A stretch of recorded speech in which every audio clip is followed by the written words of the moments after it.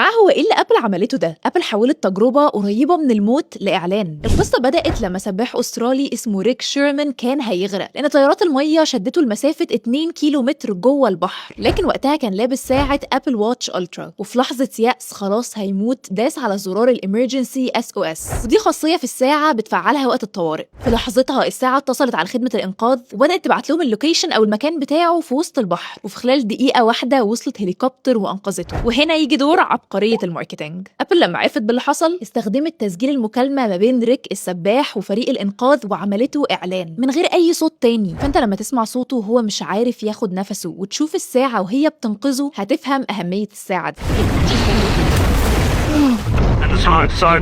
الإعلانات دي مش زي أي إعلان تاني، أنت مش بتشوف إعلان، أنت بتشوف قصة حقيقية لواحد حياته كانت هتنتهي واتلحقت في آخر وقت. وده يقدم أبل كشركة بتعمل فرق في حياة الناس حتى لو احنا الاتنين عارفين إن ده مش حقيقي، وتوريك إزاي أنت لازم تشتري المنتج بسبب مميزات بسيطة. الGPS، مقاومة المية، المكالمات الطارئة، حاجات أنت احتمال عمرك ما تستعملها لكن كانت أساسية في إنقاذ ريك. ودي أحسن طريقة تسويق للمنتج بتاعك، لأنها مش مجرد تكرار للمزايا اللي فيه، دي بتوري المستخدم إزاي المنتج أساسي في حياته. بس كده، قولي إيه رأيكم في الفكرة دي في الكومنتس.